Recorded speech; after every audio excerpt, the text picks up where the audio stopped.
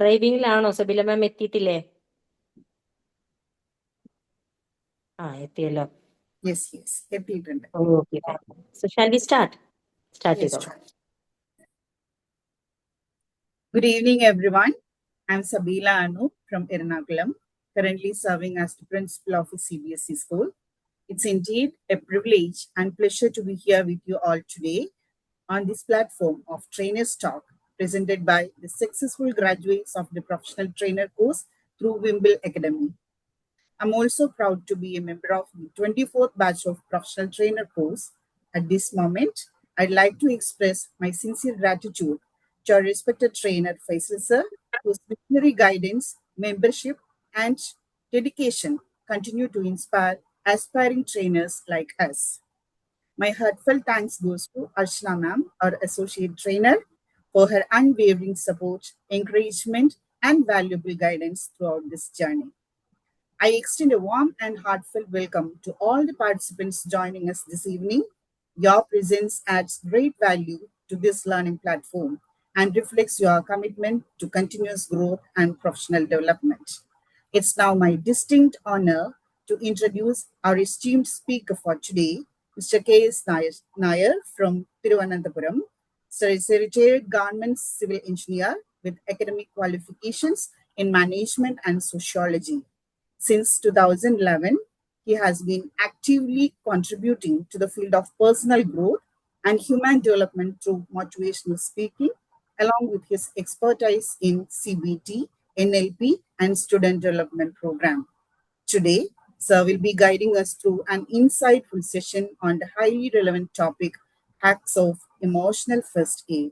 With great respect and admiration, let's extend a warm welcome to Sir Mr. K.S. Nair. Welcome, sir. The platform is now yours. Thank you.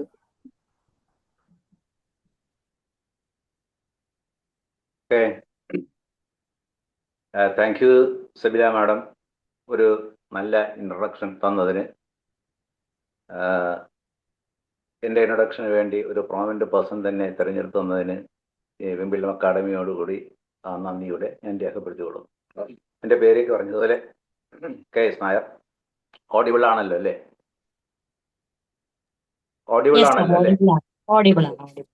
എൻ്റെ പേര് K.S. Nair. ഞാൻ സ്വന്തം സ്ഥലം തിരുവനന്തപുരമാണ്. ഞാൻ ഒരു retired ഉദ്യോഗസ്ഥനാണ്. 2011 മുതൽ തന്നെ ഫീൽഡ് വർക്ക് ചെയ്യുന്നുണ്ട്. മാഡം കാര്യങ്ങളൊക്കെ പറഞ്ഞിരുന്നു.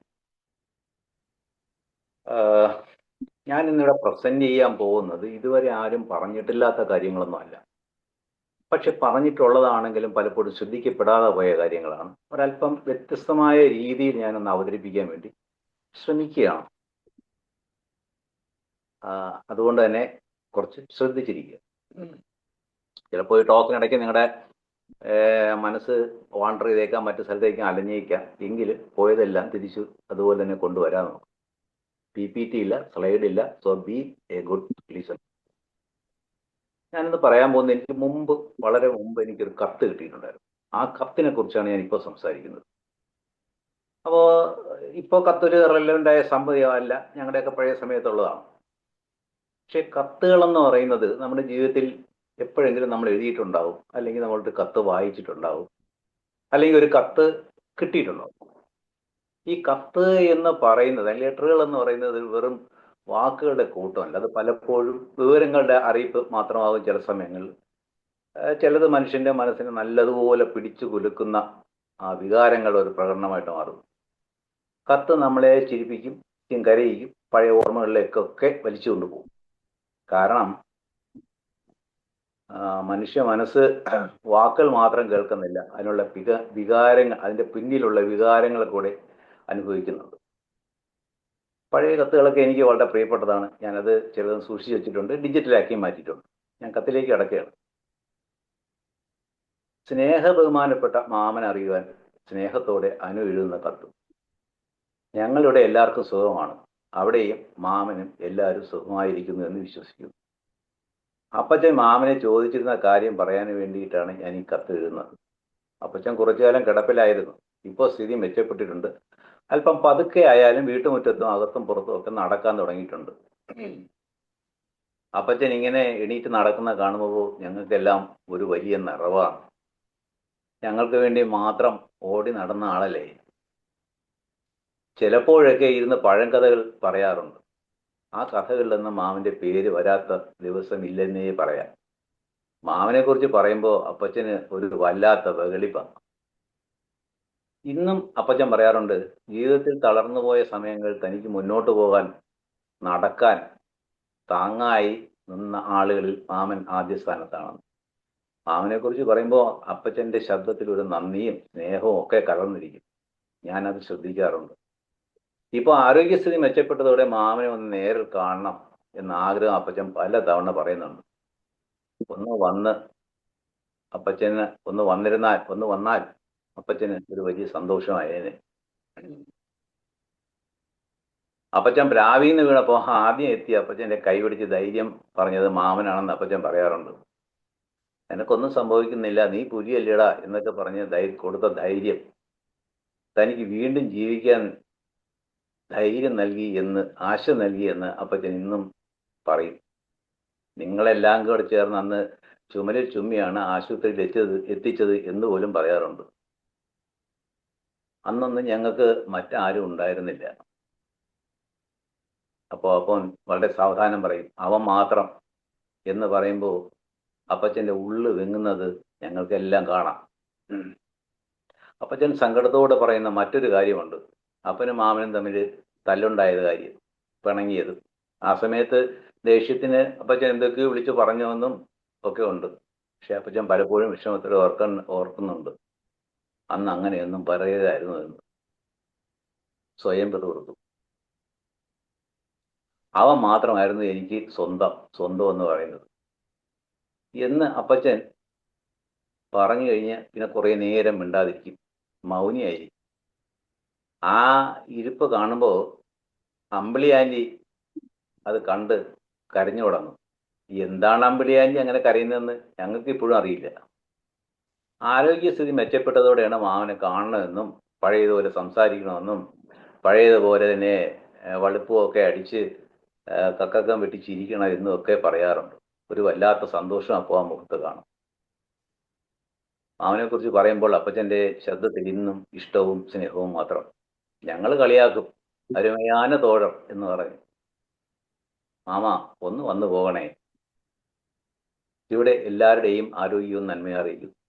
മാമനും വീട്ടുകാരുടെ ആരോഗ്യത്തോടെ സന്തോഷത്തോടെ ഇരിക്കട്ടെ എന്ന് പ്രാർത്ഥിക്കുന്നു എന്ന് സ്വന്തം അനുമോൾ. ഒരു എൻവി ഇവിടെ ഉണ്ട്. ഞാൻ എപ്പോഴും ഓർക്കും മാമൻ എങ്ങനെയാണ് ബന്ധങ്ങൾ കെട്ടിപ്പടുത്തിരിക്കുന്നത്. ഇതാണ് കത്ത്. നിങ്ങൾക്ക് തോന്നും സൈക്കോളജിയിൽ പറയുന്ന ഒരു പ്രധാന സത്യം, നമ്മുടെ ബന്ധങ്ങൾ കെട്ടിപ്പടുത്തിരിക്കുന്നത് ഒരിക്കലും ലോജിക്കിലൂടെ അല്ല, വികാരങ്ങളിലൂടെയാണ്. വികാരങ്ങളിലൂടെയാണ് അത് നിലനിൽക്കുന്നത്. ഒരാൾ നമ്മളെ സഹായിച്ച ഒരു ചെറിയ സംഭവം പോലും വർഷങ്ങൾക്കപ്പുറം നമ്മുടെ മനസ്സിൽ വലിയ സ്ഥാനം പിടിച്ചു. മനുഷ്യ മനസ്സുകളെ, സംഭവങ്ങളെ അല്ല ഓർക്കുന്നത്, അതിൽ ലഭിച്ച വികാരങ്ങളെയാണ്. നമ്മൾ ജീവിതത്തിൽ ചിലപ്പോൾ നമ്മുടെ വികാരങ്ങൾ പറയേണ്ടി വരും. പറയാത്ത വികാരങ്ങൾ പലപ്പോഴും മനസ്സിൽ വലിയ ഭാരമായി കിടക്കും. പറഞ്ഞാൽ അത് ബന്ധങ്ങളെ സുഖപ്പെടുത്തും, ഹൃദയങ്ങളെ തമ്മിൽ അടുപ്പിക്കും. മനുഷ്യ മനസ്സ് വളരെ സങ്കീർണമാണ്.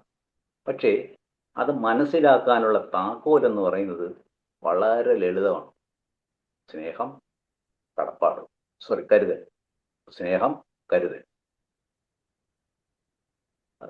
നമ്മളെല്ലാവരും ഈ വിമ്പിൾ അക്കാഡമിയിൽ വന്നത് ട്രെയിനറാകാൻ വേണ്ടി വന്നവരാണ്.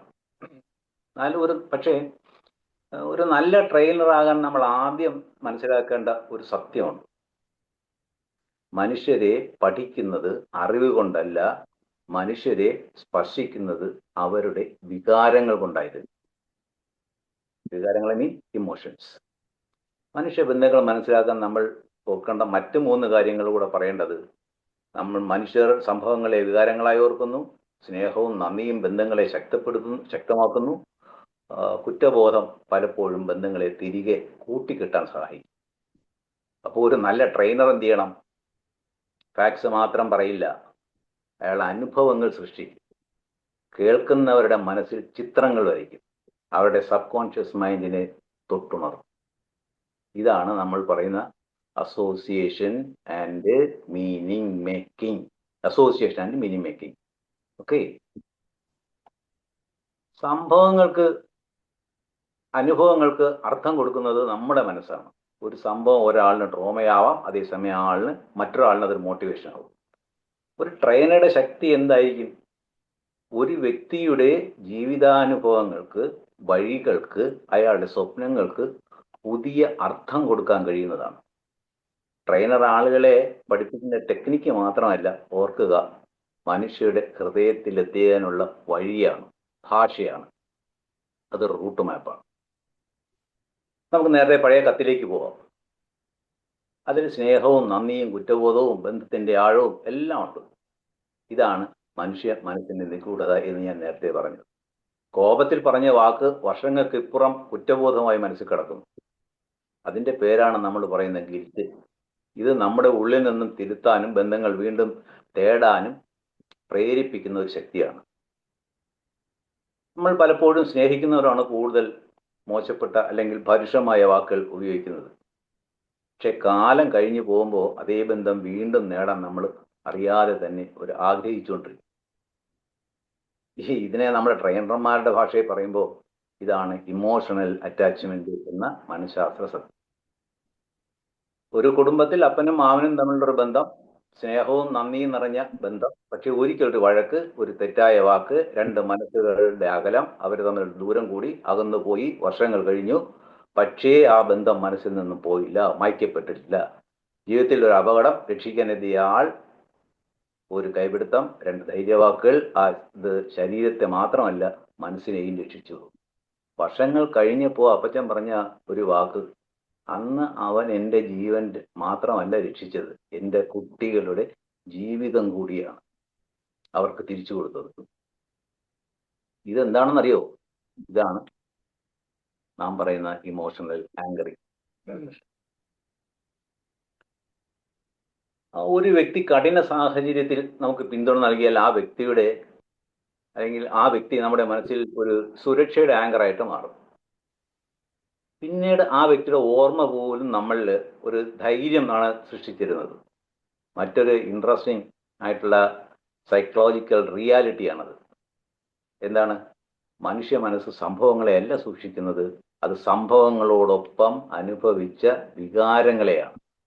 അവബോധ മനസ്സ് ഒരു അനുഭവവും വികാരങ്ങളുമായി ചേർത്ത് സൂക്ഷിക്കും. അതുകൊണ്ട് ഒരു വാക്ക്, ഒരു മണം, ഒരു ഓർമ്മ, ഒരു തലോടൽ, എന്തിന് ഒരു തൊടല് പോലും, ഒരു ടച്ച് പോലും നമ്മളെ വർഷങ്ങളിലേക്ക് വലിച്ചുകൊണ്ട് പോകും, പുറകിലേക്ക് വലിച്ചുകൊണ്ട് പോകും. ആ കഥയിൽ മറ്റൊരു ശക്തമായ മനഃശാസ്ത്ര സത്യമുണ്ട്. കോപത്തിൽ പറഞ്ഞ വാക്ക് പിന്നീട് നീണ്ട കുറ്റബോധം. പിന്നെ നമ്മൾ പറയുന്നത് കൊഗ്നിറ്റീവ് ഡിസണൻസ്. എന്തൊക്കെ കൊഗ്നിറ്റീവ് ഡിസണൻസ് എന്ന് പറഞ്ഞത്? നമ്മുടെ മൂല്യങ്ങളും നമ്മുടെ പ്രവൃത്തികളും തമ്മിലുള്ള കോൺഫ്ലിക്റ്റ്. ഒരു വ്യക്തിയെ നമ്മൾ സ്നേഹിക്കുന്നുണ്ടെങ്കിലും ആ വ്യക്തിയെ വേദനിപ്പിച്ചാൽ അത് നമ്മുടെ ഉള്ളിൽ ഉണ്ടാക്കുന്നത് ഗിൽറ്റാണ്. അങ്ങനെ ഒരു ഗിൽറ്റ് ഉണ്ടാക്കിയാൽ നമ്മൾ നമ്മുടെ മനസ്സിനെ തന്നെ മറ്റൊന്നിലേക്ക് കൊണ്ടുതള്ളും. ബന്ധങ്ങൾ ശരിയാക്കിയെടുക്കാനുള്ള ആഗ്രഹം, അല്ലെങ്കിൽ ഒരു ത്വര, സ്വയം ക്ഷമിക്കാനുള്ള ശ്രമം. അതായത് ഒരു വ്യക്തിയുടെ ഇമോഷണൽ സ്റ്റേറ്റ് മാറ്റാൻ കഴിഞ്ഞാൽ അവൻ്റെ ലേണിംഗ് കപ്പാസിറ്റി തന്നെ മാറും. ഓക്കെ. ഇപ്പോൾ മനുഷ്യ മനസ്സ് സങ്കീർണമാണ്, ഒപ്പം ദുരൂഹം. പക്ഷെ അത് തുറക്കാൻ ഉള്ള താക്കോല് വളരെ ലളിതം. സ്നേഹം, കരുതൽ, ആത്മാർത്ഥത. അപ്പൊ നമുക്ക് വീണ്ടും കത്തിലേക്ക് തന്നെ പോവാം. എന്താണ്?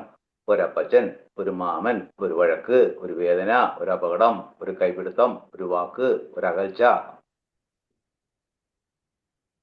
A quest for reunion. അപ്പോഴാണ് വേറൊരു ചോദ്യം, അവിടെ എന്തോ സംഭവിച്ചത്? അവിടെ ഡോക്ടർ ഉണ്ടായിരുന്നോ? ഉണ്ടായിരുന്നില്ല. ഒരു കൗൺസിലർ ഉണ്ടായിരുന്നോ?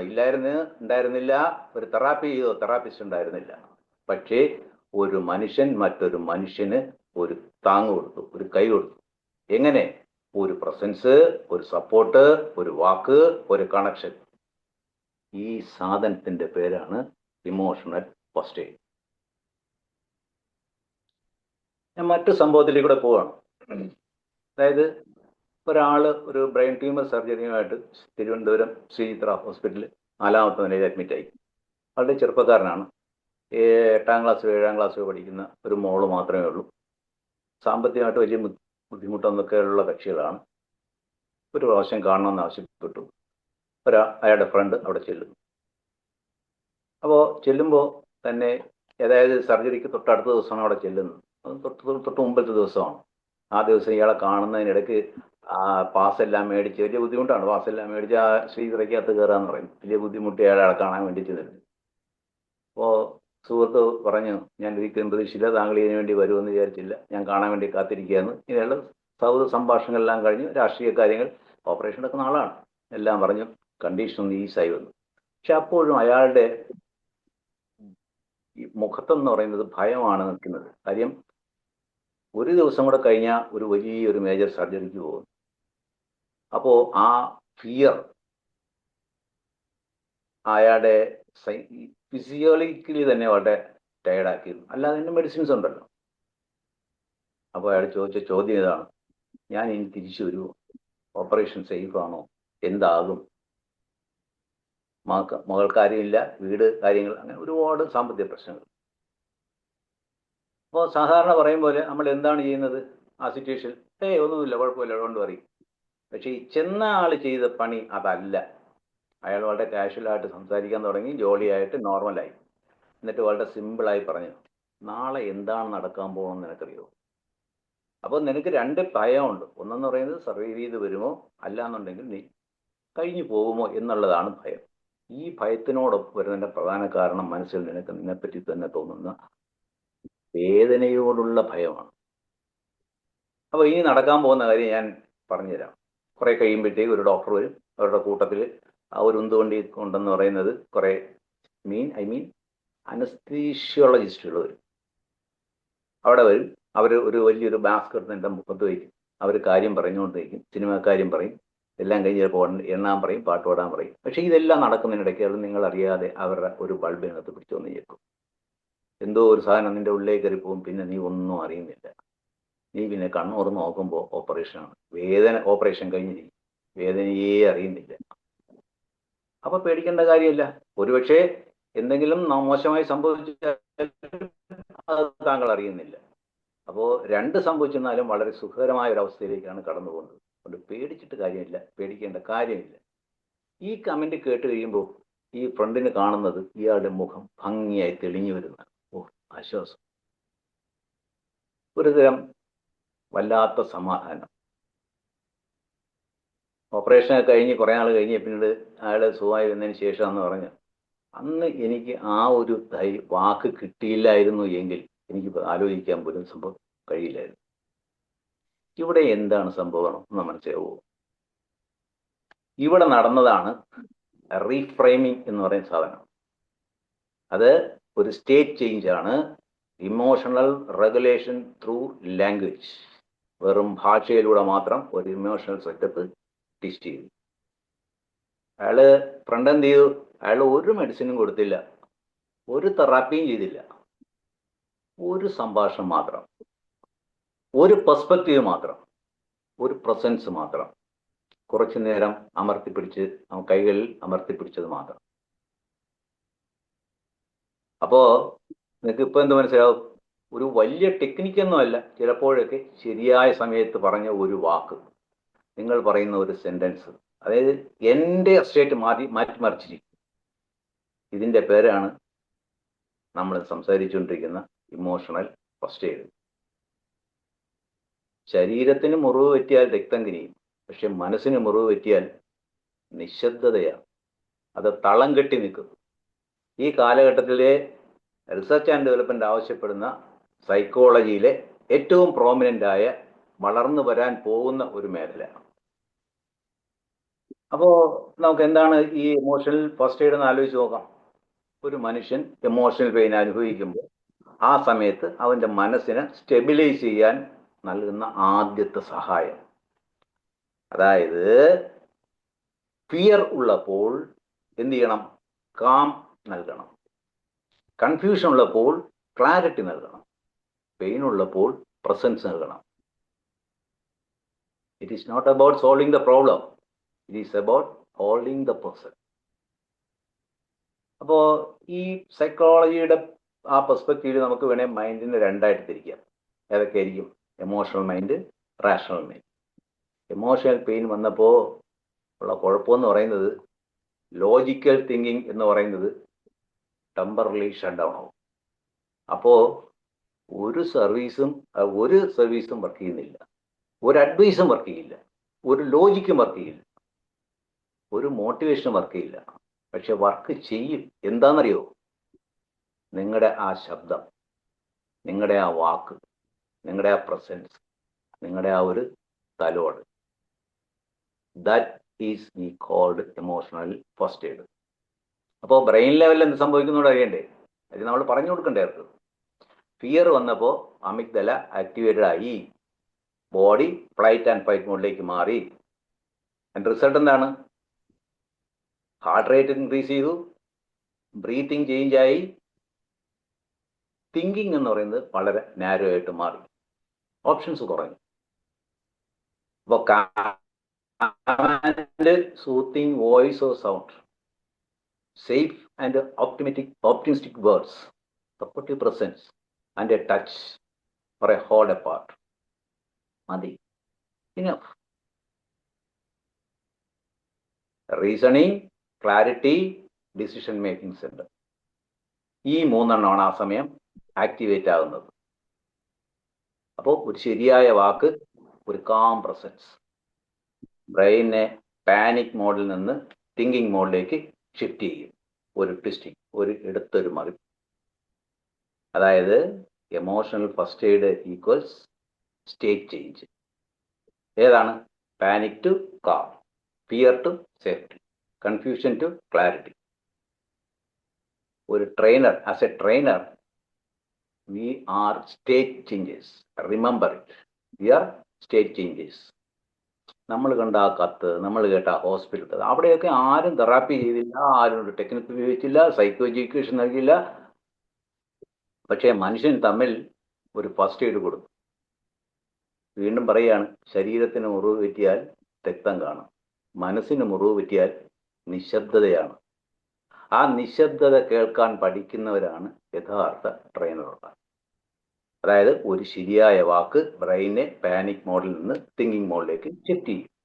ഒരു മനുഷ്യൻ ഇമോഷണൽ പെയിൻ അനുഭവിക്കുന്ന സമയത്ത് അവൻ്റെ മനസ്സിനെ സ്റ്റെബിലൈസ് ചെയ്യാൻ നൽകുന്ന ആദ്യത്തെ സഹായത്തിനെയാണ് നമ്മൾ നേരത്തെ പറഞ്ഞ ആ വേർഡ് കൊണ്ട് ഉദ്ദേശിച്ചത്.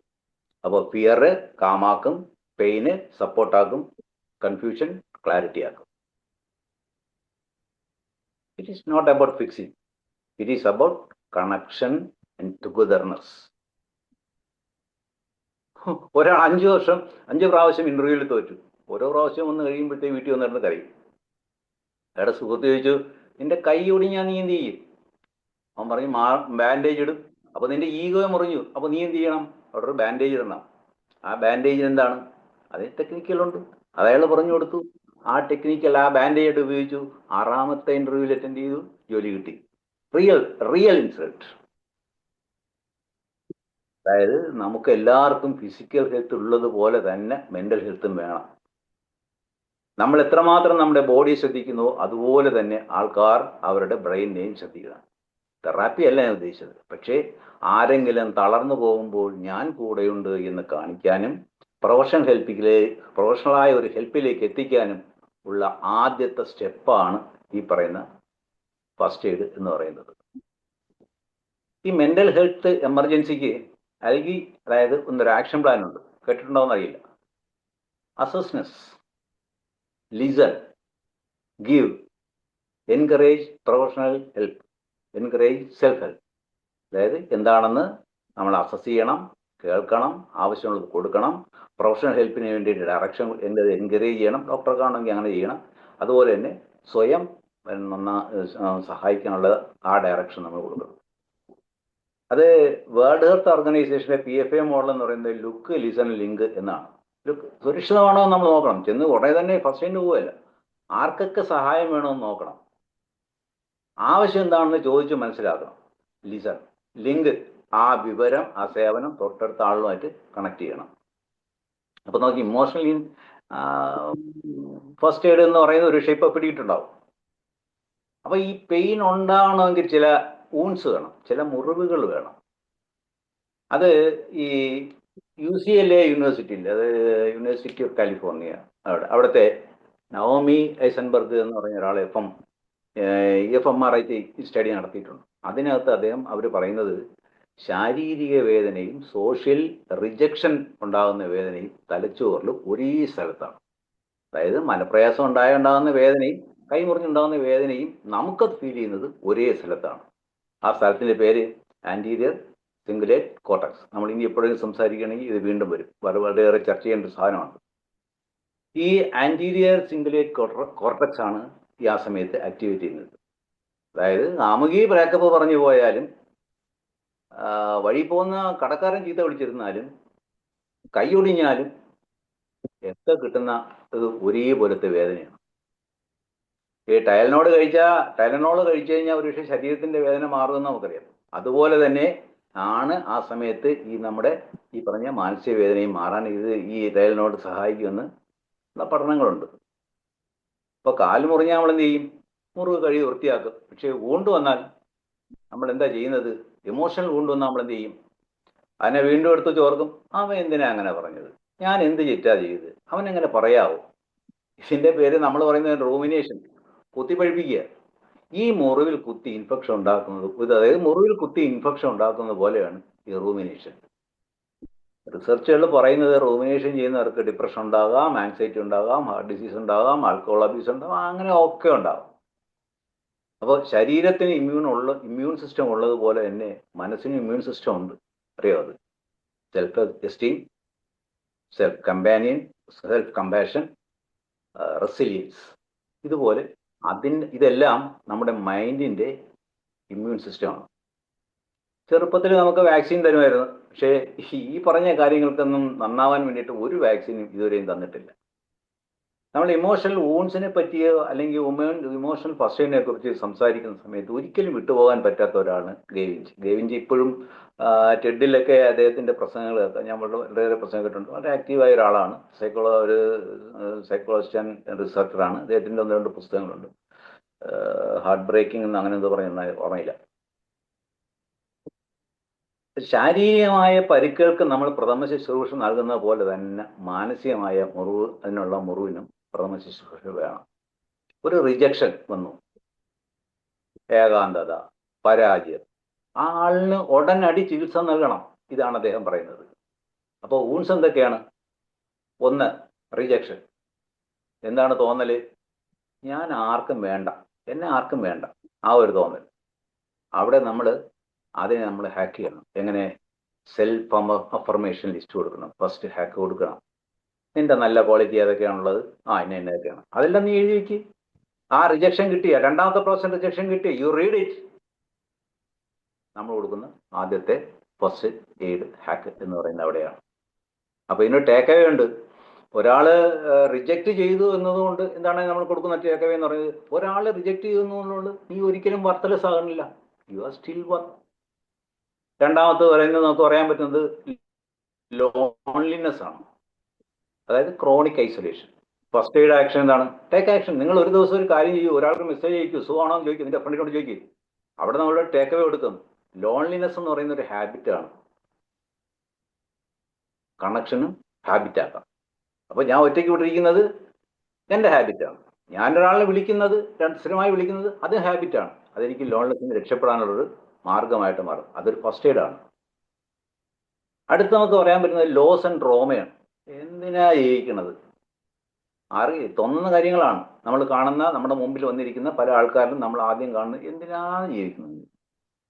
അപ്പോൾ നമ്മൾ എന്ത് ചെയ്യണം? അതിൻ്റെ അർത്ഥം കണ്ടുപിടിക്കണം.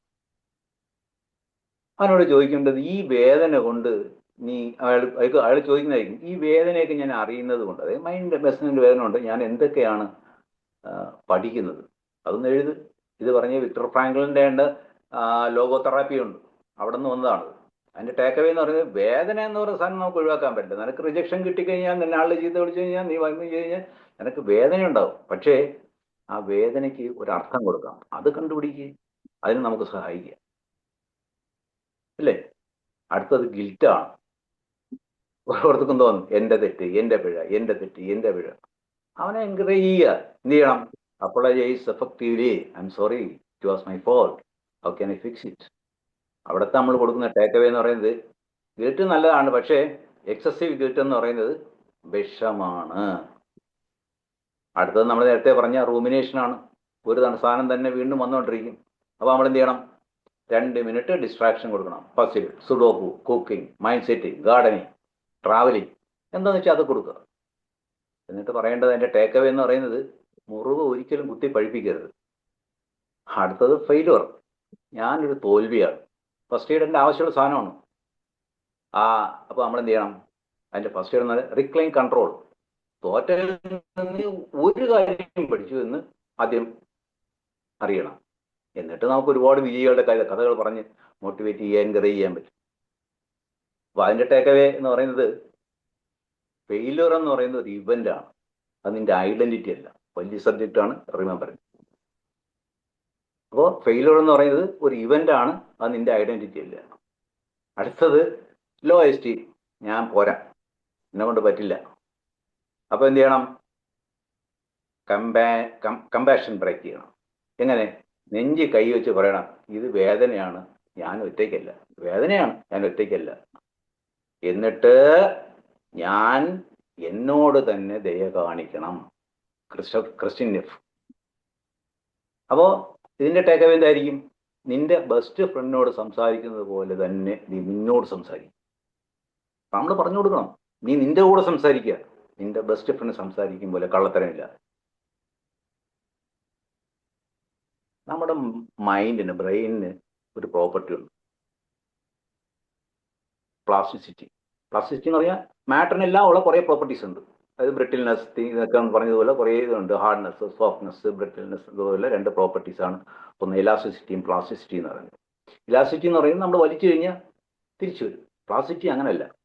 ഒരു ഷേപ്പിലേക്ക് നമ്മൾ കൊണ്ടുപോയി ഒരു ഫോഴ്സ് അപ്ലൈ ചെയ്ത് കഴിഞ്ഞാൽ ആ ഫോഴ്സ് കിട്ടി അത് അവിടെ തന്നെ ഇരിക്കും. അപ്പം നെഗറ്റീവ് ചിന്ത റിപ്പീറ്റ് ചെയ്ത് കഴിഞ്ഞാൽ അതൊരു പുതിയ ഷേപ്പായി, അല്ലെങ്കിൽ ഒരു പുതിയ പാത്ത് വേ ആയിട്ട് വരികയും അത് സ്ട്രോങ് ആവുകയും ചെയ്യും. അപ്പോൾ ഇമോഷണൽ ഫസ്റ്റ് എയ്ഡ് ചെയ്യുമ്പോൾ നമ്മൾ ഒരു പുതിയ പാത്ത് വേ ആണ് ഉണ്ടാക്കി കൊടുക്കുന്നത്. അടുത്ത നമുക്ക് പറയാൻ പറ്റുന്ന നല്ലൊരു കാര്യം എന്ന് പറയുന്നത് CBT ആണ്. അതായത് തോട്ട്, എമോഷൻ, ബിഹേവിയർ. റിജക്ഷൻ വന്നപ്പോൾ ഞാൻ യൂസ്ലെസ് എന്ന തോട്ട്. അപ്പോൾ ഇമോഷൻ എന്തായിരിക്കും? സാഡ്നെസ്. Behaviour isolation. ഈ തോട്ടിനെ ഫസ്റ്റ് എയ്ഡ് ചെയ്യാൻ ഇമോഷനും ബിഹേവിയറും മാറും. അപ്പോൾ നമ്മൾ എന്ത് ചെയ്യണം? ആ തോട്ടിനെ ആദ്യം ചേഞ്ച് ചെയ്തു. പിന്നെ പറയുന്ന പറ്റുന്ന ഒരെണ്ണം എന്ന് പറയുന്നത് പോളിവേഗ തിയറിയാണ്. അത് ട്രോമ വന്നു കഴിഞ്ഞാൽ നെർവസ് സിസ്റ്റം ഫ്രീസ് മോഡിലേക്ക് പോകും. അപ്പോൾ ഡീപ്പ് ബ്രീത്തിങ്, സെൽഫ് കമ്പാഷൻ, ഇതിങ്ങനെയൊക്കെ ചെയ്ത് കഴിയുമ്പോൾ ഇവ ഈ വെഗസ് നെർവിനെ സ്റ്റിമുലേറ്റ് ചെയ്ത് റീസെറ്റ് ആൻഡ് ഡൈജസ്റ്റ് മോഡിലേക്ക് തിരിച്ചു കൊണ്ടുവരും. ഇന്ത്യൻ കോണ്ടസ്റ്റിൽ ഈ ടോപ്പിക്ക് വളരെ ഇമ്പോർട്ടൻ്റ് ആണ്. നമ്മുടെ സമൂഹം ഇമോഷണൽ പെയിനെ മറച്ചു വയ്ക്കാൻ പഠിക്കും. നമ്മുടെ കുടുംബത്തിൻ്റെ മാനം പോകും എന്ന ഒരു ചിന്ത കൊണ്ട് നമ്മൾ വേദനകൾ ഉള്ളിൽ തന്നെ ഒതുക്കി വയ്ക്കും. അത് NCRB ഡേറ്റ പറയുന്നത് ഇന്ത്യയിൽ വർഷം 1.7 ലാക്സ് സൂയിസൈഡ് ഡെത്ത്സ് ഉണ്ടാകാറുണ്ട്. 15-നും 29 വയസ്സിനും ഇടയ്ക്ക്. ഈ ഏജ് ഗ്രൂപ്പിലാണ് ഏറ്റവും കൂടുതൽ സൂയിസൈഡൽ ഡെത്ത് ഉണ്ടാകുന്നത്. എന്താ കാരണം? വേറൊന്നുമല്ല, അവൻ്റെ ആ സമയത്ത് ഒരു ഇമോഷണൽ ഫസ്റ്റ് എയ്ഡ് കൊടുക്കാത്തതുകൊണ്ടാണ്. ആൺകുട്ടികളോട് നമ്മൾ പറയും, നീ ഭയങ്കര ധൈര്യവാനാണ്, കരയല്ല്, നിന്റെ വേദന ഇരിക്കട്ടെ. അവനുള്ള വേദന എല്ലാം ഉള്ളിൽ ഒഴുകിക്കൊണ്ടിരിക്കും. കുറേ നാൾ കഴിയുമ്പോഴത്തേക്ക് അത് ബസ്റ്റ് ഔട്ട് ആവും. അവൻ കത്തി എടുത്ത് വെളിയിൽ ഇറങ്ങും, അഗ്രഷനായിട്ട് പുറത്തു വരും. പെൺകുട്ടികളെന്ന് പറയും, അഡ്ജസ്റ്റ് ചെയ്യും. അവർ ജീവിതകാലം മുഴുവനും ആ ഗിൽറ്റിൽ തന്നെ ജീവിച്ചുകൊണ്ടിരിക്കും. 2 പേർക്കും ഫസ്റ്റ് എയ്ഡ് വേണം. ഈ 2018 ഇവിടെ വെള്ളപ്പൊക്കം ഉണ്ടായപ്പോൾ നിംഹാൻസ് എന്നൊരു ടീം വന്നു. എന്നിട്ട് അവർ വീട് പോയ ഒരു അമ്മയോട് ചോദിച്ചു എന്താണ് എന്ന കാര്യങ്ങളെ സംസാരിച്ചു.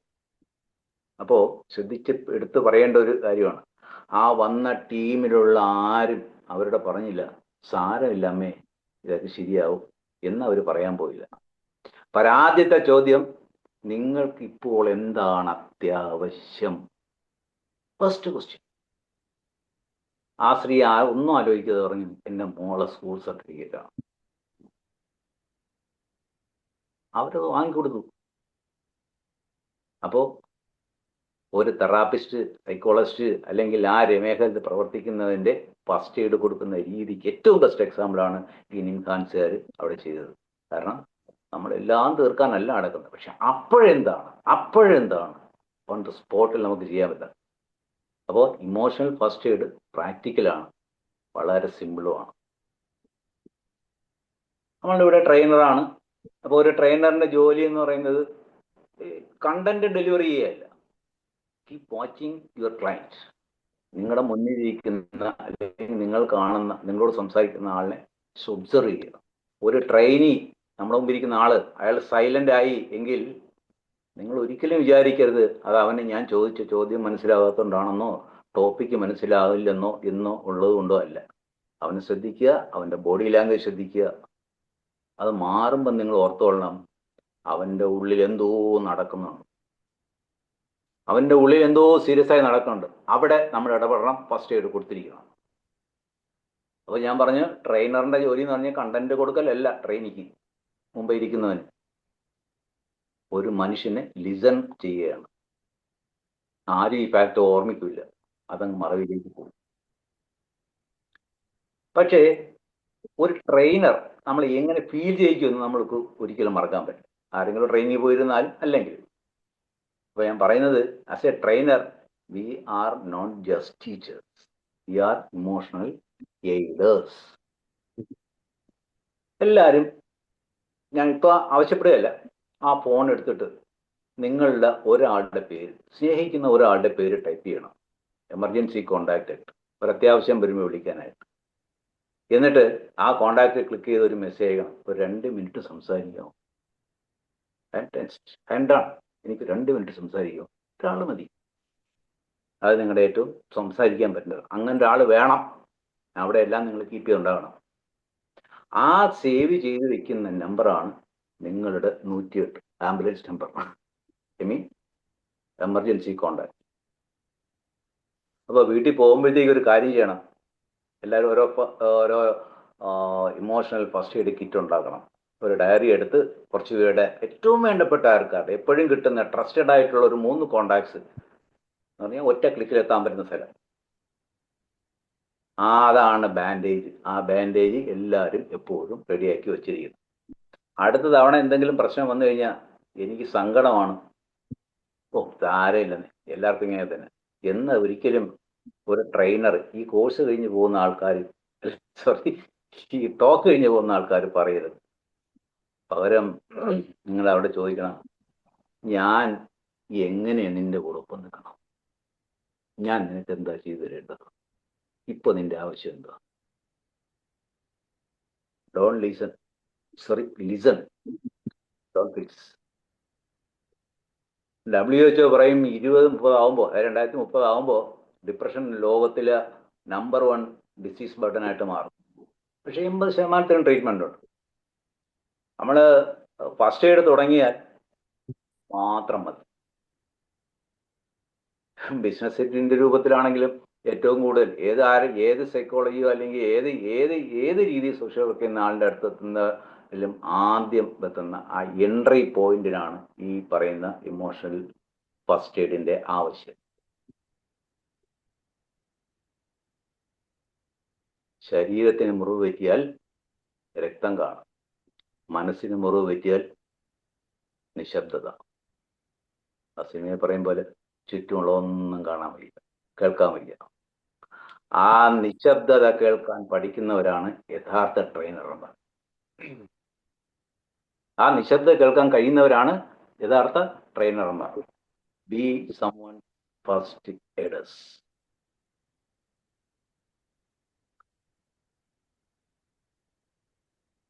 ഇത്രയൊക്കെ തന്നെയാണ് എനിക്കിതിനെ കുറിച്ച് പറയാനുള്ളത്. ഫീഡ്ബാക്ക് ഇടണം, നല്ലതുപോലെ കിട്ടുള്ളൂ.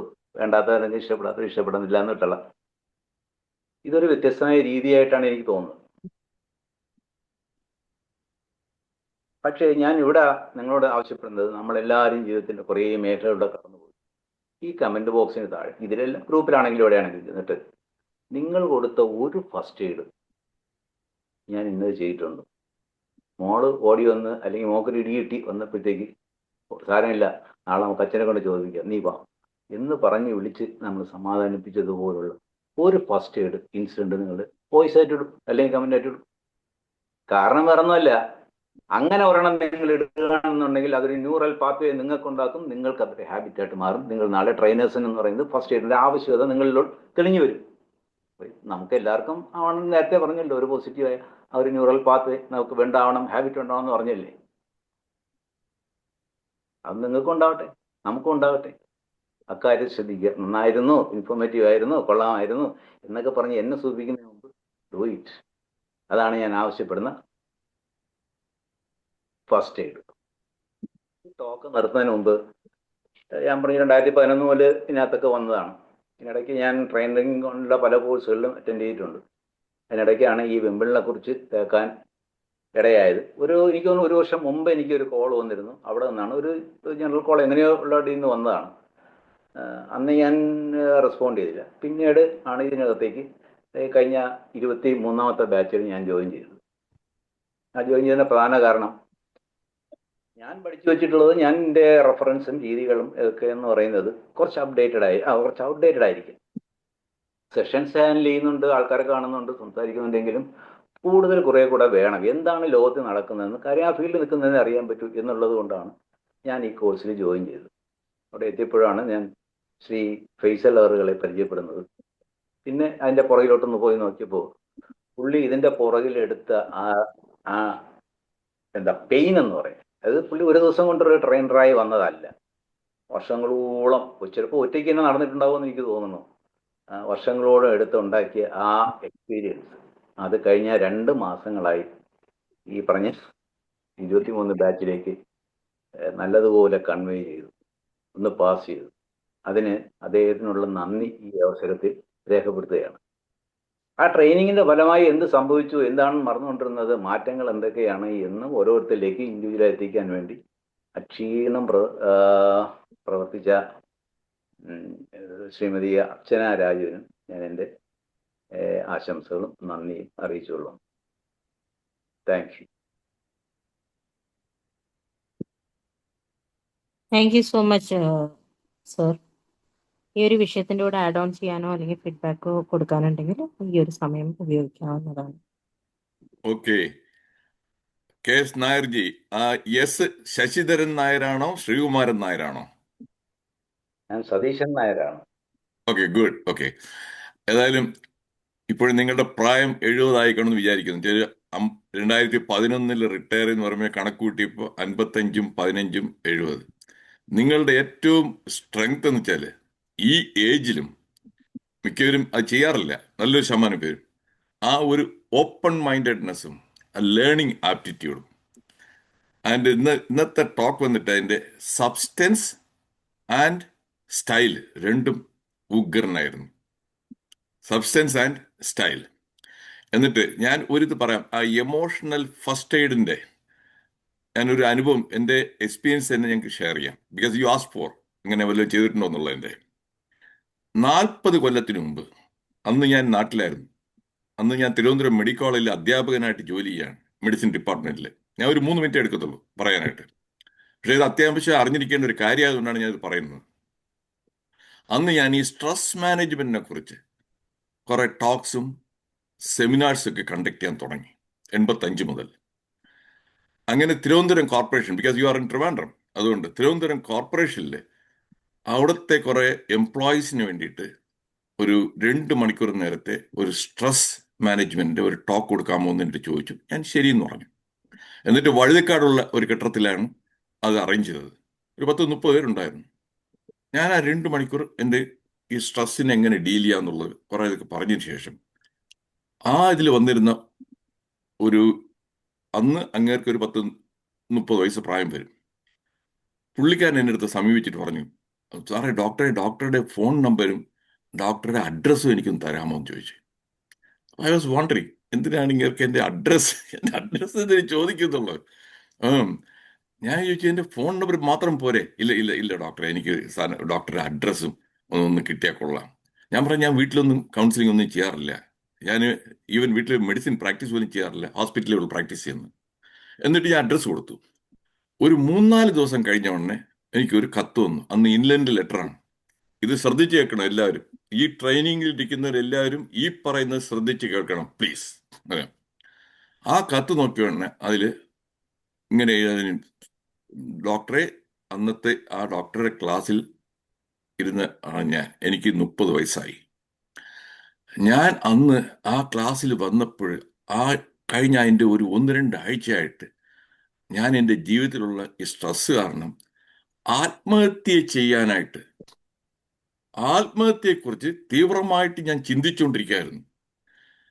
ആ ഡോക്ടറുടെ ടോക്ക് കേട്ടപ്പോഴാണ് അത് എല്ലാം മാറിയത്. എൻ്റെ ആത്മഹത്യ എന്നുള്ള ഇതിനെ തന്നെ ഐഡിയ തന്നെ ഞാൻ വിട്ടു. അത് വളരെ എനിക്ക് നന്ദി വെച്ചാൽ എൻ്റെ അച്ഛൻ എൻ്റെ ചെറുവയസ്സിൽ തന്നെ മരിച്ചുപോയി. എനിക്കൊരു അമ്മയും ഒരു അനിയത്തിയുമാണ്. ഞാനാണ് വരുമാനം വീട്ടിൽ സമ്പാദിക്കുന്നത് ആൾ. അപ്പോൾ ഞാൻ ആത്മഹത്യ ചെയ്തിരുന്നെങ്കിൽ അതിനുശേഷം ഉണ്ടാകുന്ന പ്രത്യാഘാതങ്ങളെ കുറിച്ച് ഒന്നും തന്നെ ഞാൻ ആലോചിച്ചില്ല. ഞാൻ എൻ്റെ വികാരത്തിൻ്റെ, നേരത്തെ പറഞ്ഞു, ആ വികാരത്തിൻ്റെ ഇതിൽ തള്ളല് ഞാൻ ഒന്നും ആലോചിക്കാതെ ആത്മഹത്യയ്ക്ക് വേണ്ടിയിട്ട് എങ്ങനെ ആലോചിച്ചിരുന്നപ്പോൾ ഡോക്ടർ പറഞ്ഞ 1-2 കാര്യങ്ങൾ അതാണ് എന്നെ അതിൽ നിന്ന് പിന്തിരിപ്പിച്ചത്. ഇനി ഞാൻ എന്ത് പറഞ്ഞെന്നുള്ളത് ഫോർ യുവർ ഇൻഫർമേഷൻ. 1, ഞാൻ പറയുന്നത് കമ്പയർ ചെയ്യണം. നമ്മൾ എല്ലാവരും കമ്പാരിസൺ പാടില്ല. ഞാൻ മെസ്സേജ് അവിടെ പറഞ്ഞത് തമിഴിലെ സിനിമ ഇതിന്റെ പാട്ട് എഴുതുന്ന കണ്ണദാസൻ, കുറച്ചു പേരെങ്കിലും കേട്ടാണ്. കണ്ണദാസന്റെ ഒരു 60-ലുള്ള ഒരു സിനിമയിൽ ഒരു പാട്ടുണ്ട്. അത് ഞാൻ ഇപ്പോഴും കേൾക്കാറുണ്ട്, ഇടയ്ക്കും മറിക്കും. അതിൽ പറയും, ആ പാട്ടില് ഉനക്കും കീഴേ ഉള്ളവർ കോടി നിனைத்து പാർത്ത് നിമ്മതി നാട്.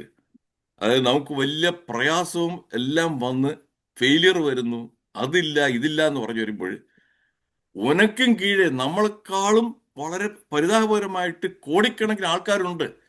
ഉനക്കും കീഴേ ഉള്ളവർ കോടി നിனைத்து പാർത്ത് നിമ്മതി നാട്. അവരുമായിട്ട് കമ്പയർ ചെയ്യുമ്പോൾ ഞാൻ എത്ര ബെറ്ററാണ്. അപ്പോഴത്തേക്കും തന്നെ ആ വേദന, നേരത്തെ പറഞ്ഞ ആ എമോഷണൽ, അതിന് ഒരു ഫസ്റ്റ് എയ്ഡ് ആയി കഴിഞ്ഞു. The very thought will give you, എടാ ഞാൻ എത്ര ബെറ്ററാണ്. പണ്ടൊരിക്കൽ പറഞ്ഞാണ്, ഒരുത്തൻ ഒരു കൈ നഷ്ടപ്പെട്ടവൻ അവൻ കൂടി വിഷമിച്ചിരിക്കുമ്പോഴാണ് കാണുന്ന ഒരു കൈപ്പത്തി ഒരു കൈയില്ലാത്തവരെ കാണുന്നു. കൈയില്ലാത്തവരെ കാണുമ്പോൾ എനിക്ക് കൈപ്പത്തിയല്ലേ പോയിട്ടുള്ളൂ, അവിടെ ഒരാൾക്ക് കൈയില്ല.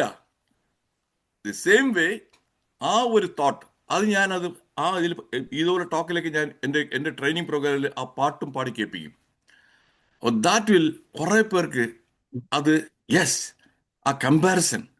രണ്ടാമത്തത് പണ്ടേ ഉള്ളതാണ്, അത് സ്വാമി ചിന്മയാനന്ദ അതിനെ ഒരുപാട് തവണ പലതിലും പറഞ്ഞിട്ടുണ്ട്, പുള്ളിയുടെ കൊട്ടേഷൻസിലുണ്ട്. This too shall pass. ഇതും നിരന്തരമല്ല, കടന്നു പോകും. ഇത് ഇപ്പോഴത്തെ ഈ പ്രശ്നങ്ങളെല്ലാം അത് കുറച്ചു കാലം കഴിയുമ്പോൾ മാറിക്കിട്ടും. This too shall pass. ഈ 2 മെസ്സേജാണ് എമോഷണൽ ഫസ്റ്റ് എയ്ഡ്. ഇത് അന്ന് വർക്ക് ചെയ്തു, അയാളുടെ കത്തിന്റെ നിന്ന് ഇതാക്കി. So I just wanted to share this one. Thank you. Wish all the best. Thank U.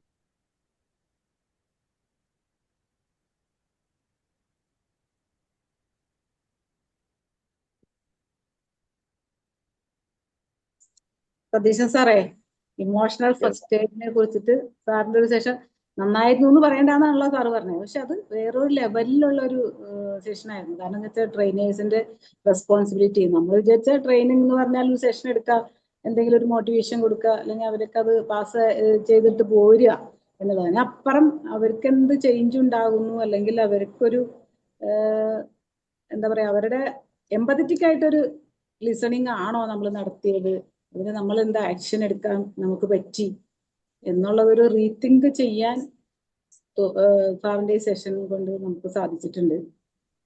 അപ്പൊ നമുക്ക് അങ്ങനെ ഒരു റെസ്പോൺസിബിലിറ്റി ഉണ്ട് എന്ന് മനസ്സിലാക്കി. ആക്റ്റീവ് ലിസണിങ് ആണ് അത്. നമ്മുടെ കാൾ റോജേഴ്സും അങ്ങനെ തന്നെയല്ലേ പറയണേ സാറേ? കാൾ റോജേഴ്സിന്റെ ഒരു ഇതിലും സൈക്കോളജിസ്റ്റ് ആക്റ്റീവ് ലിസണിങ് ആണല്ലോ അതിനകത്തും പറയണേ. അപ്പൊ നമ്മളങ്ങനെ ആക്റ്റീവ് ലിസണിങ് ചെയ്ത് അപ്പൊ നമ്മൾക്ക് ഇതുപോലെ ഒരുപാട് അനുഭവങ്ങൾ ഉണ്ടായിട്ടുണ്ട്. അന്നും നമുക്ക് സൈക്കോളജി അറിയാത്തതുകൊണ്ട് ഇത്തരത്തില് ഉള്ള ഒരു സമീപനം നമ്മൾ ചെയ്തിട്ടില്ല എന്നുള്ളതാണ്. ഞാനും സർവീസിൽ ഇരിക്കുമ്പോഴും പലരും ബ്രേക്കപ്പ് ഒക്കെ വരുമ്പോ ഒരു കുട്ടി ഇതുപോലെ സൂയിസൈഡ് അറ്റംപ്റ്റ് നടത്തിയിട്ടുണ്ട്. ആ ഒരു കേസിൽ നമുക്ക് അത്ര ഒരു ഇപ്പൊ സാറ് പറയണ രീതിയിലുള്ള ഒരു സമീപനം നമ്മളന്ന് എടുത്തില്ല എന്ന് എനിക്കിപ്പോ തോന്നി. കാരണം നമുക്കന്നത് അറിയില്ല എന്താ ചെയ്യേണ്ടതെന്ന്. അപ്പൊ ആ കുട്ടി വെയിൻ മുറിച്ചിട്ട് സൂയിസൈഡ് അറ്റംപ്റ്റ് ഒക്കെ നടത്തിയിട്ടുണ്ടായിരുന്നു. അപ്പൊ അന്നൊരു പക്ഷേ ഞങ്ങൾ ഇവിടെ പോളിന്നാണ് ഇത് ഉണ്ടായി പോയത്. അപ്പൊ ഞങ്ങൾക്ക് അറിയാമായിരുന്നു, പക്ഷെ ഞങ്ങൾ വീട്ടിൽ ഇൻഫോം ചെയ്തിട്ടുണ്ടായിരുന്നു. പക്ഷെ ആ കുട്ടിയോടുള്ള ഒരു സമീപനം ഒന്ന് നമ്മൾ എത്രത്തോളം ചെയ്തു എന്ന് നമുക്ക് ട്രെയിനിങ് അറിയില്ല, സൈക്കോളജി അറിയില്ല, ഒന്നും അറിയില്ല. അതിപ്പോ ഞാൻ ഓർത്തു, അങ്ങനെയുള്ള സമീപനം നമ്മൾ ചെയ്തിട്ടില്ല. അപ്പൊ ഒരു ഇമോഷണൽ ഫസ്റ്റ് എയ്ഡ് നടത്താൻ നമുക്ക് അന്ന് കഴിഞ്ഞില്ല. അങ്ങനെയൊക്കെ സംഭവങ്ങളൊക്കെ ഉണ്ടാവും. പക്ഷെ ഇനി ശ്രദ്ധിക്കാം. സെഷൻ അത്തരത്തിലുള്ള ഒരു അവയർനെസ് നമുക്ക് ഉണ്ടാക്കി തന്നിട്ടുണ്ട്. എന്താണ് നമ്മുടെ ഒരു ഡ്യൂട്ടി, നമ്മുടെ റെസ്പോൺസിബിലിറ്റി എന്താണ് എന്നുള്ളതിനെ കുറിച്ച് നമ്മളൊന്ന് റീതിങ്ക് ചെയ്തു. ന്യൂറോ പ്ലാസ്റ്റിസിറ്റി, റീവയറിങ്, അവരിലുണ്ടാകുന്ന ഒരു ചേഞ്ച്, ഇതിനൊക്കെ നമുക്ക് എന്ത് ചെയ്യാൻ കഴിയും എന്നുള്ളതിനെ കുറിച്ച് നമ്മളൊന്ന് തിങ്ക് ചെയ്തിട്ടുണ്ട്. അപ്പോൾ ഓക്കെ, സാറിന്റെ പിന്നെ സെഷന്റെ കാര്യത്തെ കുറിച്ചൊന്നും പറയേണ്ട പ്രത്യേക രീതിയിലുള്ള ഒരു സെഷൻ ആയിരുന്നു. Okay, thank you sir. വിഷമം തോന്നിയില്ലല്ലോ?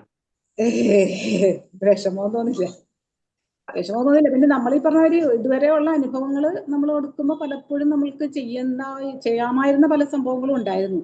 നമ്മുടെ പാരന്റിങ്ങിന്റെ കാര്യത്തിലായാലും നമ്മുടെ കുട്ടികളുടെ കാര്യത്തിലായാലും നമുക്ക് അങ്ങനത്തെ കുറെ കാര്യങ്ങൾ ഉണ്ടായിരുന്നു. നമുക്ക് അന്ന് ചെയ്യാൻ പറ്റിയില്ല.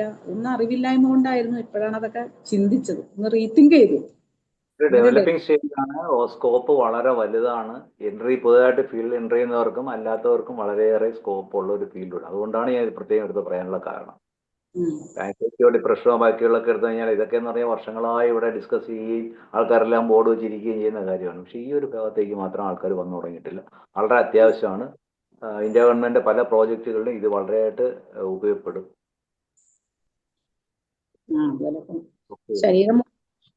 ശരീരം മുറിഞ്ഞ രക്തം വരും. ഇമോഷൻസ് ആണെങ്കിൽ നിശബ്ദതയായിരിക്കും. ഇപ്പൊ നമ്മള് ശരിയാണ്. പിന്നെ ഇപ്പോഴാണ് ചിന്തിച്ചത് കുറിച്ചിട്ട്. നമ്മൾ ചിന്തിക്കാനുള്ള ഒരു അവസരം ഉണ്ടാക്കി തന്നു. Okay, thank you. Satheesan sir എന്തോ നല്ല ക്ലാസ് ആയിരുന്നു കേട്ടോ. പറയരുത് പറഞ്ഞിട്ടുണ്ടായിരുന്നു, പക്ഷെ പറയാതെ വയ്യ. സൂപ്പർ ക്ലാസ്, സൂപ്പർ ബാക്ക്ഗ്രൗണ്ട് ഒക്കെ ഭയങ്കര സൂപ്പറായി. ഇതുവരെയും കാണാത്ത തരത്തിലുള്ള ബാക്ക്ഗ്രൗണ്ട് ഒക്കെയാണ്. അടിപൊളി. പിന്നെ നല്ല ടോപ്പിക് ആയിരുന്നു. ഞാനും ഈ emotional wounds, trauma healing EFT വഴി ചെയ്യുന്ന ഒരു തിരക്കിലാണ്. ഇതാണ് ഇപ്പൊ എന്റെ പർപ്പസ്. ട്രെയിനിങ്ങിനേക്കാൾ ഞാനിപ്പോ അതിലാണ് കോൺസെൻട്രേറ്റ് ചെയ്തുകൊണ്ടിരിക്കുന്നത്. അപ്പൊ ഒരുപാട് കാര്യങ്ങള് നമുക്ക് ആദ്യം നമ്മൾ ട്രെയിനിങ് കൊടുക്കും ഇതില്. അപ്പൊ അതില് പറ്റിയ കുറെ കാര്യങ്ങൾ ഉണ്ടായിരുന്നു. ഞാൻ പണി ചെയ്യുന്ന ഇടയിലായിരുന്നു കേട്ടിരുന്നത്. എഴുതിയെടുക്കാൻ പറ്റിയില്ല. എഴുതിയെടുക്കേണ്ട കുറെ കാര്യങ്ങളുണ്ട്. അപ്പൊ ഞാനിനി ഒന്നുകൂടി ഇത് കേട്ട് എഴുതുന്നതായിരിക്കും. അത്രയും യൂസ്ഫുൾ ആയിരുന്നു കേട്ട കാര്യങ്ങളൊക്കെ. പിന്നെ കത്ത് പണ്ട് ചെറുപ്പത്തിലൊക്കെ നമ്മളും കത്തൊക്കെ കാത്തിരുന്നിരുന്നു, ഫ്രണ്ട്സിന്റെ ഒക്കെ. ആ ഒരു ഫീലിംഗ് ഇപ്പോ നമ്മൾ ഫോൺ ചെയ്യുമ്പോഴോ വാട്സപ്പിൽ ചാറ്റ് ചെയ്യുമ്പോഴോ കിട്ടുന്നില്ല എന്നുള്ള സത്യമാണ്. ആ ഒരു കാത്തിരിപ്പ്, അതൊക്കെ എനിക്ക് ഓർമ്മ വന്നു. ആ കത്ത് വായിക്കുന്നത് ഫ്രണ്ട്സിന്റെ ഞാൻ കളക്ട് ചെയ്ത് വെച്ചിട്ടുണ്ട്. ഇങ്ങനെ സൂക്ഷിച്ചു വെക്കുന്ന കാര്യമൊക്കെ ഒരു പുതിയ ഐഡിയ ആണ് കേട്ടോ. എന്റെ കയ്യിൽ ഇൻലൻഡ് കുറെ ഉണ്ട് പണ്ട് എഴുതിയത്. ഞാൻ കളയണോ വിചാരിക്കും വെറുതെ അങ്ങനെ എടുത്തു വെച്ചിട്ട്. പക്ഷെ അത് കളയാൻ തോന്നില്ല. അതൊരു രസമാണ് കത്ത് എന്ന് പറഞ്ഞാല്. ഇപ്പൊ ഇല്ലാത്തൊരു സംഭവമാണല്ലോ ഇല്ലൻഡില് കത്ത് എഴുതലൊക്കെ. അതിന്റെ ആ ഒരു ഫീലിങ്സിൽ കൂടെ ഒക്കെ കടന്നു പോകാൻ പറ്റി ക്ലാസ് കേട്ടപ്പോ. ഈ പഴയ കത്തും ഈ ഓട്ടോഗ്രാഫി, പഴയ സ്കൂളുകളിലെ ഓട്ടോഗ്രാഫ് ഉണ്ടല്ലോ, ഭയങ്കര ക്രേസ് ആണ്. ഓട്ടോഗ്രാഫിൽ പിന്നെ ആരെങ്കിലും എഴുതിയ വാക്കുകളൊക്കെ ആയിരിക്കും ചിലതൊക്കെ ഉണ്ടാവുക, കൊല്ലങ്ങളായിട്ട് യൂസ് ചെയ്തത്. പക്ഷെ കത്ത് അങ്ങനെയല്ലല്ലോ. ഇതേപോലെ ഇമോഷണൽ ആയിട്ടുള്ള കാര്യങ്ങളും നമുക്കത് കാണാൻ പറ്റും. ആ ഇമോഷൻ നമുക്ക് ആ വാക്കുകളിൽ കൂടെ, വരികളുടെ പിന്നിൽ നമുക്ക് വായിക്കാൻ പറ്റും. അങ്ങനെ പിന്നെ നമ്മളിപ്പോ ചെയ്യുന്നത് എന്ന് വെച്ചാൽ EFT വഴി ഇമോഷൻസ്, അവരുടെ ട്രോമാസ് ഹീൽ ചെയ്യുക. ഈ പറഞ്ഞ പോലെ മുറിവിൽ ഇങ്ങനെ നമ്മൾ കുത്തിക്കൊണ്ടിരിക്കും. ഒരു പ്രാവശ്യം സംഭവിച്ചു കഴിഞ്ഞിട്ടുണ്ടെങ്കിൽ വീണ്ടും വീണ്ടും അതിലിങ്ങനെ തൊട്ട് തൊട്ട് തൊട്ട് അത് വലുതാക്കി കൊണ്ടുവരികയാണ് ചെയ്യുക. അപ്പൊ അതവിടെ സ്റ്റോപ്പ് ചെയ്ത് അവർക്ക് സ്വയം ഫസ്റ്റ് എയ്ഡ് ചെയ്യാനും പിന്നെ വീട്ടിലുള്ളവർക്കും അവരുടെ ഫ്രണ്ട്സിനും ഒക്കെ ചെയ്യാവുന്ന രൂപത്തിലാക്കിയെടുക്കുകയാണ് ഞങ്ങളിപ്പോ ചെയ്യുന്നത്. അപ്പോ ഇത് ഞങ്ങൾ ചെയ്യുന്ന ഒരു ജോലിയായിട്ട് ബന്ധപ്പെട്ട കാര്യങ്ങളാണ് ഇവിടെ പറഞ്ഞത്. അപ്പൊ വളരെ സന്തോഷം. Thank you so much. Thank you.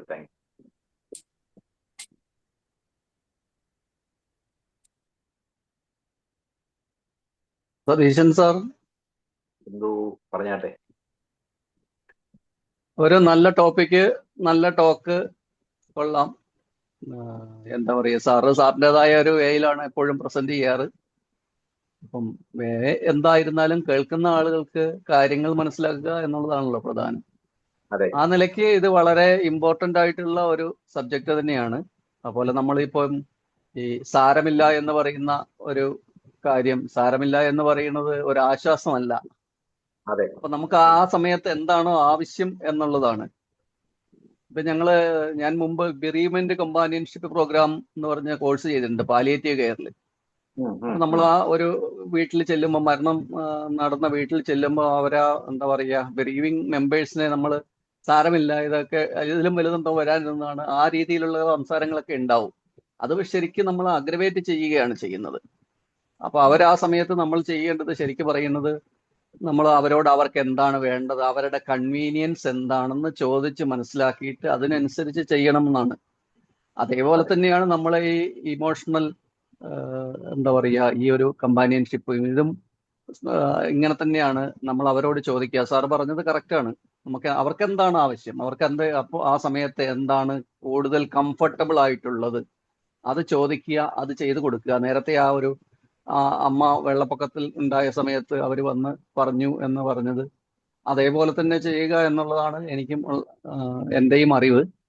അപ്പം നമുക്ക് ആ സമയത്ത് എന്താണോ അവർക്ക് ആവശ്യമുള്ളതെന്ന് നമുക്ക് നേരിട്ട് മനസ്സിലായില്ലെങ്കിൽ നമ്മൾ അവരോട് തന്നെ ചോദിച്ച് മനസ്സിലാക്കുക എന്നുള്ളതാണ്. അപ്പോൾ അത് വളരെ നല്ല ഒരു തോട്ടാണ്.